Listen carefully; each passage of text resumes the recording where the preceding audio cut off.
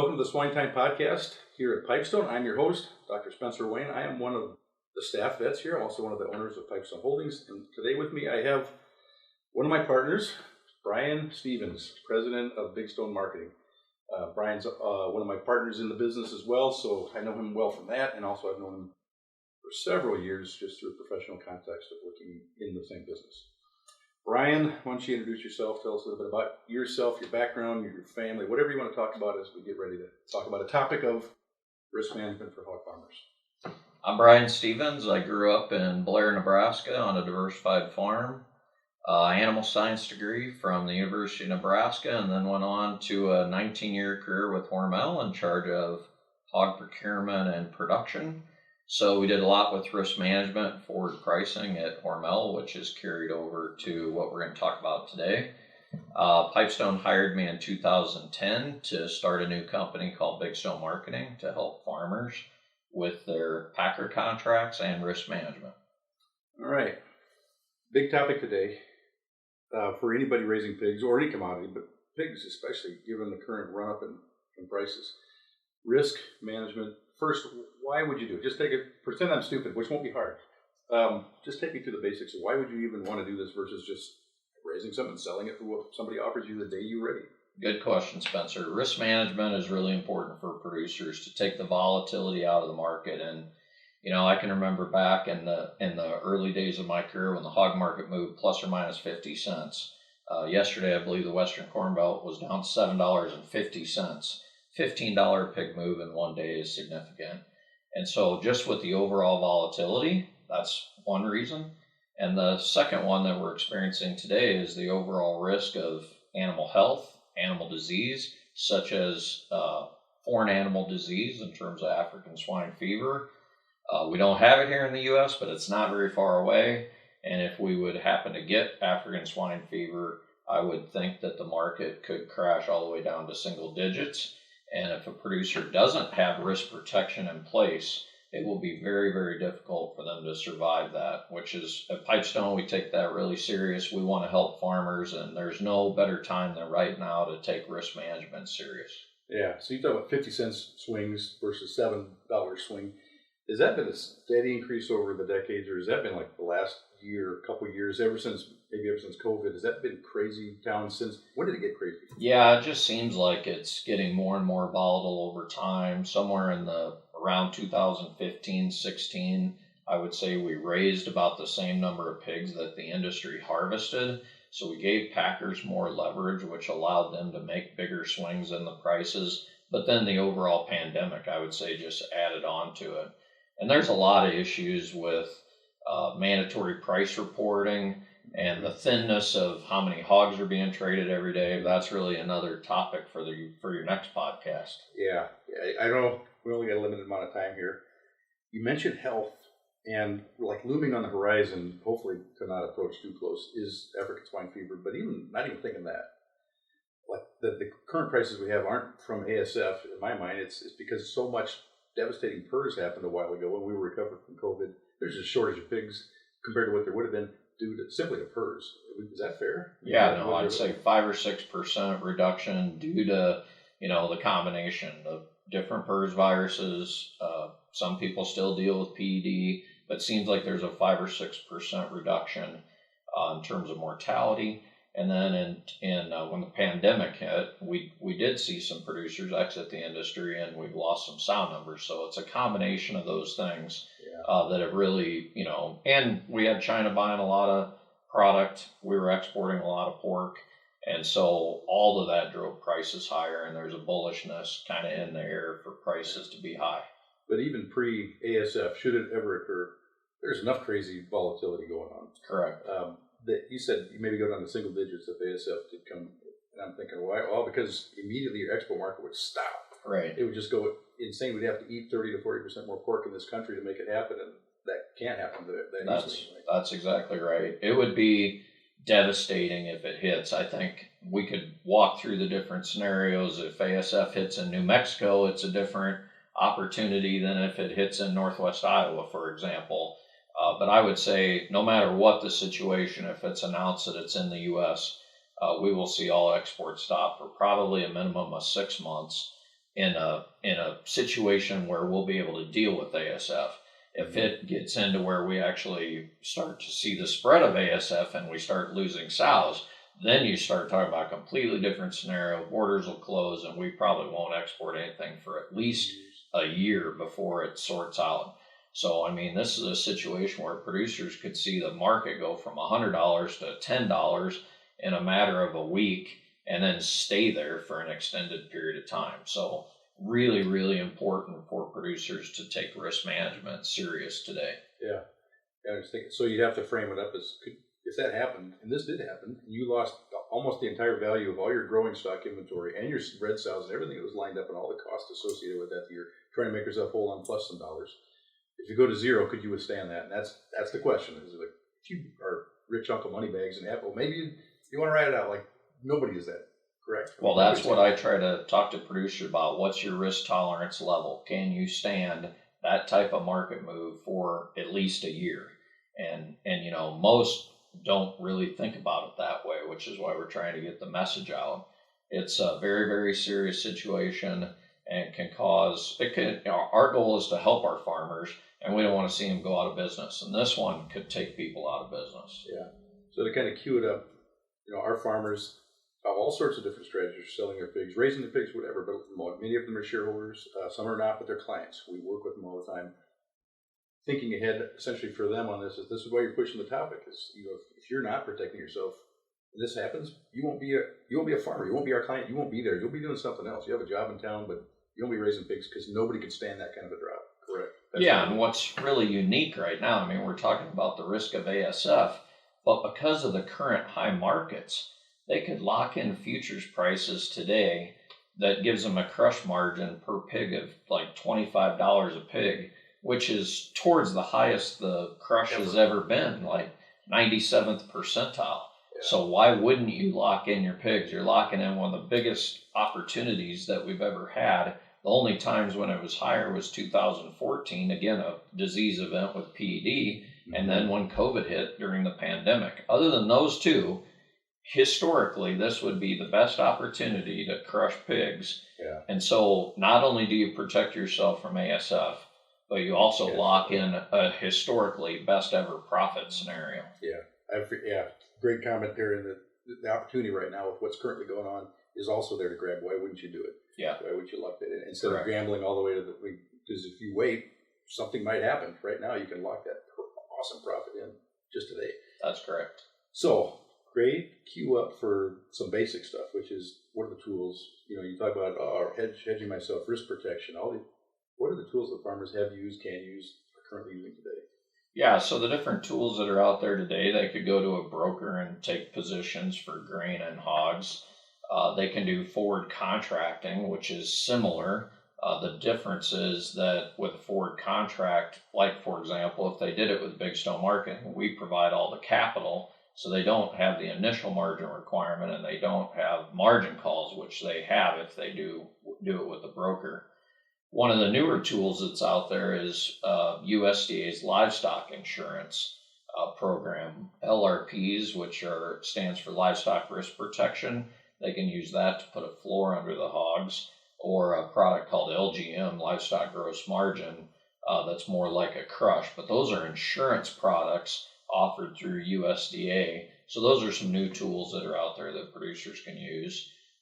We're currently in the middle of getting licensed to offer that livestock insurance program here at PIPESTONE. So we'll have that opportunity here fairly soon as well. But our best option today is forward pricing. It's simple. We provide the capital and the margin, which a lot of producers I talk to, there's probably a third of producers out there today that don't do any risk management. And one of the main reasons for that is they just don't like margin calls. Well, we take care of that for them. Yeah.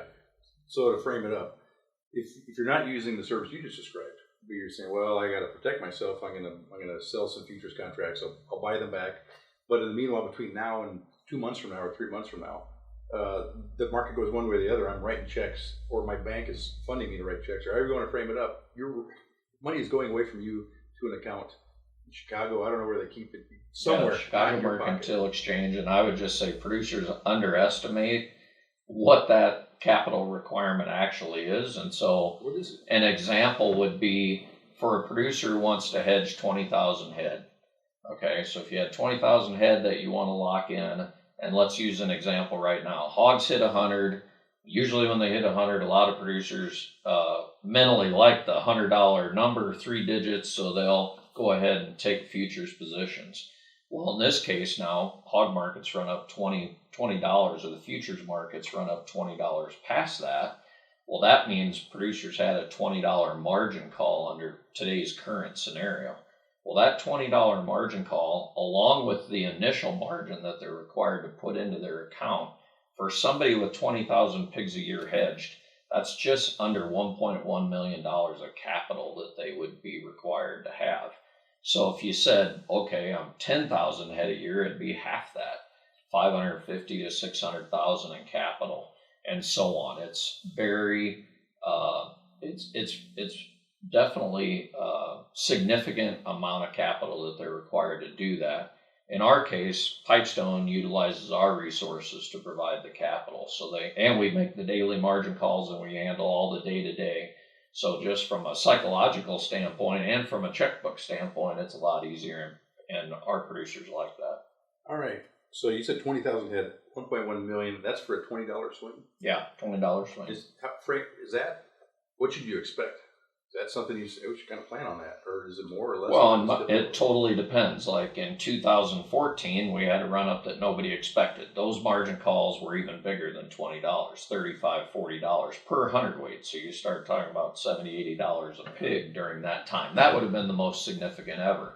From 2014 until the pandemic hit, margin money wouldn't have been that significant because there weren't really any surprises, but we didn't see a big run up in prices. So it all depends on the market, but you can go 3 or 4 years with very little, but then when it hits, it's significant. Yeah. And so that's why this tool is important. Yeah. Okay. So, you got this margin call that's got to be managed. Either the producer's doing it by themselves, right, and has a good relationship with their banker to understand why they need a bunch of cash that's going to be made whole in a few months. They need a separate capital account to fund either they're doing it or if they're doing it with the broker. That's right. But that's all them, and then you get the ulcers and it keeps you up at night. Even though the end point you can see, it feels terrible to write checks out to somebody as the market's going one way or the other. Even though in the end you did it for those reasons, it hurts. So that money costs money. Yeah. And so, how do you do it? I mean, if you're doing it, what's the approach? Yep. So we charge a fee for forward contracting that's $175 per forward contract, which is for a load of pigs. So roughly 175 head. So it's about $1 a pig. Okay. And that we cover all the brokerage fees. We cover the cost of capital. Like that's all they have. And we're actually implementing a rebate program on the years we talked about when there's no margin requirements and Pipestone doesn't have to put a lot of margin money out there, then we'll be able to rebate some of that back to the producer. And so in a year like this, we have really extensive capital outlay, then the rebate would be zero. But in other years, like between 2014 now, when that capital wasn't significant, we could give up to $20 back. So instead of $175 net cost, it would be $155 net cost. Go through that rebate thing again. So the rebate program is based on the amount of margin that Pipestone has to use to help cover producers. If we have to put out $20 million, for example, we have a lot of interest expense, all the commitments to finance these margin calls for producers. There's an additional expense there that we have, and therefore there would be no opportunity to rebate the money. But there's other years when the market doesn't run up. If it goes down, we're getting margin back, not paying margin out. Yeah. So under that scenario, Pipestone didn't have that additional expense for that year. So at the end of the year, we'll review the program, and if we're able, we'll rebate some of that back to the producer. Got it. So I would say that'll happen more than 50% of the time. Okay. So the simple approach is, I got to sell 175 pigs, a load of pigs, just for math, 175 pigs. I can look and say, well, I'm going to deliver them here. The board is this. It kind of reflects what you would have for the forward contracting offering. Okay, good. $175. And then at the end of it all, half the time I get some of that back. Expected, whatever it could be. 0, 10, or 20 is how we set up the rebate program. You're never so out up for more to than $20, right? You're out no more. Never more than $175. Okay, so that was the insurance policy for that load. That locked that load in for that amount, and we don't have to worry about a margin call account, a capital account for that. Correct. Okay. It gets more complicated all of a sudden. We're talking about, what about cutout contracts and basis? That's hours of discussion, but you want to frame up anything on that? Like, here's a few key things you might want to have in the back of your head. Yeah, I mean, the way forward contracts work is it's really separate from your packer agreement. So if a producer has a cutout agreement versus a Western Corn Belt agreement versus a national agreement, the price they're going to get at the packer is going to vary at different times. One could have an advantage at certain times in the market. The other could have an advantage in certain times of the market. But the way to think about forward contracts is you're going to get a payment from your packer when you deliver the pigs. The forward contract is really set up to be in addition to. There will either be a gain or a loss associated with the forward contract that will get added into your bank account or subtracted from your bank account. But you really need to think about how that ties in with what you got paid for your packer, from your packer. So, for example, if the hog market today is $120 for June futures, and you say, I like that, I want to sell June futures, so we do a forward price for $120. Well, then you get to June, it's time to deliver the pigs, and let's use two examples. If the market is $100, it went down, and the producer locked in at $120, so there's a $20 gain. Well, if you go to your packer and you deliver the pigs, if there's zero basis at that time, then the packer's paying $100 and the futures is $100. They're the same. So there's zero basis difference there. Well, you have a $20 gain on your contract. You got paid $100 from the packer. You add the two together, and that's $120, which is what the producer locked in. If you take the other example where the market goes up, producer locked in 120, but the market kept running higher and it goes to 140. Well, now that's when all the margin calls happen. That $20 worth of spread there is all develops into margin calls. So under that scenario, then the producer delivers the pigs to the packer. And again, if there's no basis, he should get $120 from his packer, $140 from his packer. But you have a $20 loss now on the futures contract. So 140 minus 20 gets back to the 120 they locked in. So whether the market goes down or the market goes up, they did lock in $120, assuming that there's no basis. That basis being the difference between the futures price and what the packer is paying on that day. The packer could be paying $5 less or $5 more, which ties back to your question about, well, if they're on a cutout agreement at certain times, they could have a positive basis, or a Western Corn Belt that has a negative basis. So the producer still has a little bit of basis risk associated with forward contracts, but that's not the significant piece. If they lock in 120 and the market goes to 10 because of ASF, they've protected themselves from that $110 drop. So when did the transactions occur on this? Because I'm thinking if you just did forward contracts, you just bought and sold futures contracts and the margin call was required, you're doing that week to week or month to month as it occurs. You're paying or day to day. Now, in this scenario with your product, it's like they paid, it's done, and then when they go market their pigs, then there's a deduct or a credit? Yeah, so the transaction, they tell us when they like the price and they want to lock in the price, or better yet, I like to tell producers to use the market volatility in their favor by setting strike prices. If you guys think you're going to be able to lock in the high of the market, it never happens. You're in a combine, you're in a tractor, you're busy, you're doing other stuff. Let the market work for you. So we suggest that producers put in strike prices or target prices where they lay in, like at this level, I would be happy and I want to sell hogs at this price, right? It might be $150. I don't care. Put in strike prices and targets. Because with the market volatility, some days it spikes and it could go up and hit and fill that forward contract. And so I like that concept a lot. We try to get producers to set strike prices for sure. Yeah, that's for actually getting into the contract. Right. Now, when they go sell the pigs and they're made whole on that, okay, now there's $20 that went either way. Either the producer had to kick it in because there was a movement the other way or not, but now the same day they got a check from the packer, they're made whole on it. But that'll happen right at the how does that happen? Yes, I'm sorry, back to your original question. So the way it works is on day one, they have us sell a contract, and we do a forward contract. Then we write that up, both sides sign. That's it. They don't have to do anything else until the pigs are delivered. The day-to-day margin calls occur between the CME and Big Stone Marketing. We have that futures account. That's in our account. Not a producer doesn't have a hedging account. It's through us between Big Stone and ADM, or the futures clearing houses. And so they don't have to do anything else until the pigs are delivered. When they get ready to deliver the pigs, they need to notify us, because the day prior to them delivering, we buy that futures back because they're now delivering. We're going to close out that position. We try to do it at the close of business the day prior to when they're going to sell, so that we're consistent all the time. When we do that, that creates the gain or loss. The way we do it is we will then send them an invoice for the gain or loss. And then 2 days later, we do an ACH debit or credit, where we put the money in their account or we take the money out of their account.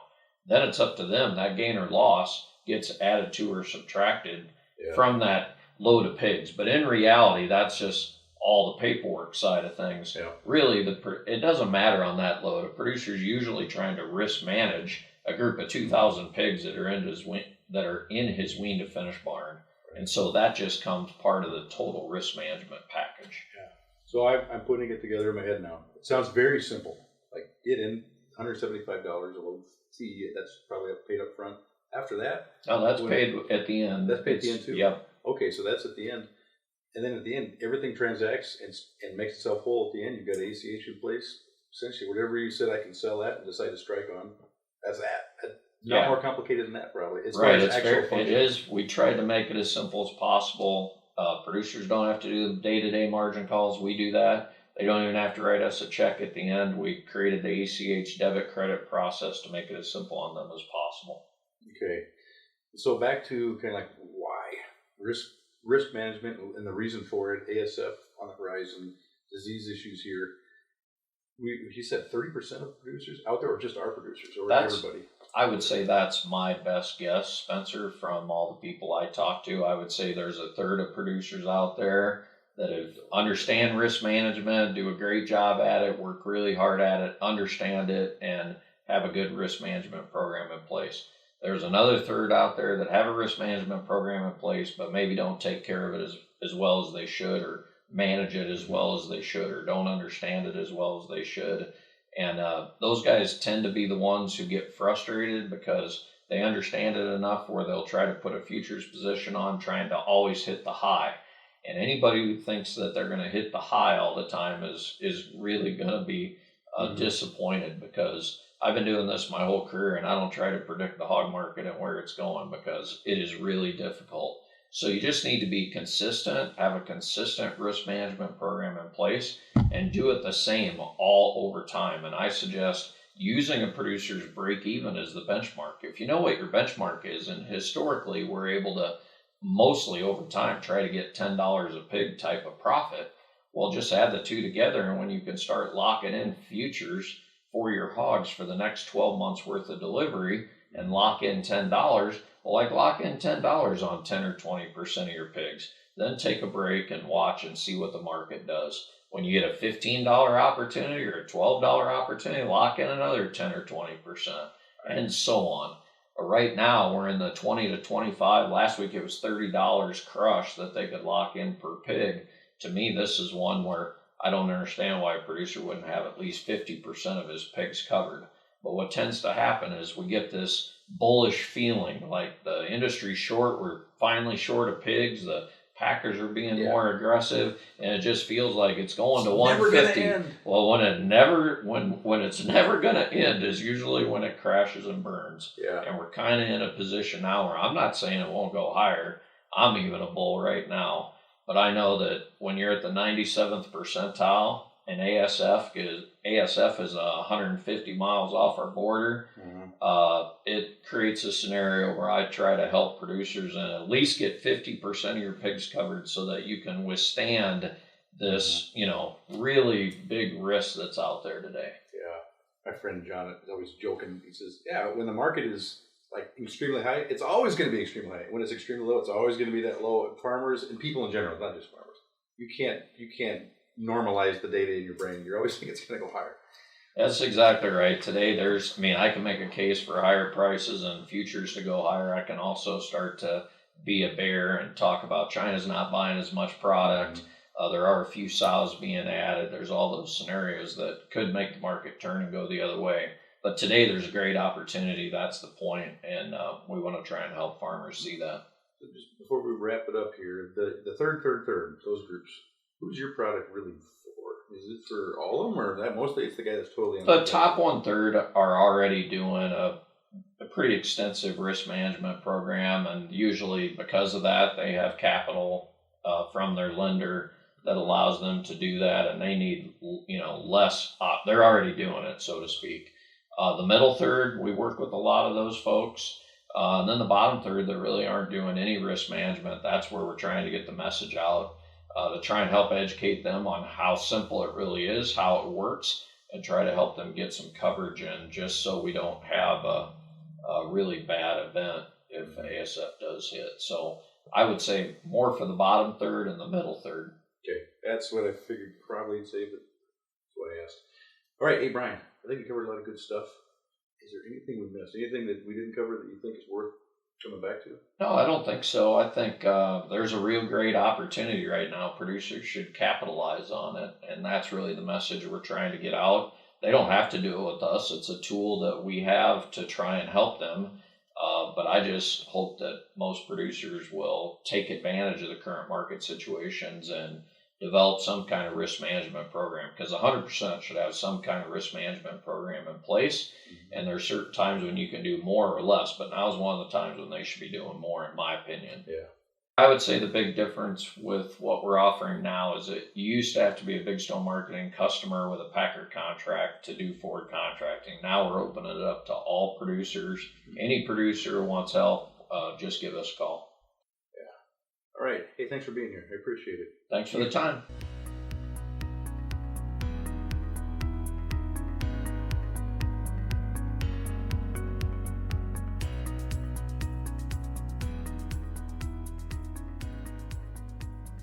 SwineTime Podcast was created for the pork industry and individual pork producers around the country. Hosted by Dr. Spencer Wayne with the Pipestone Veterinary Services. The podcast contains pork industry news, advancements in animal care, and how to enhance your productivity. Monthly podcasts are available on Spotify, Google Music, iTunes, Anchor, and on www.pipestone.com.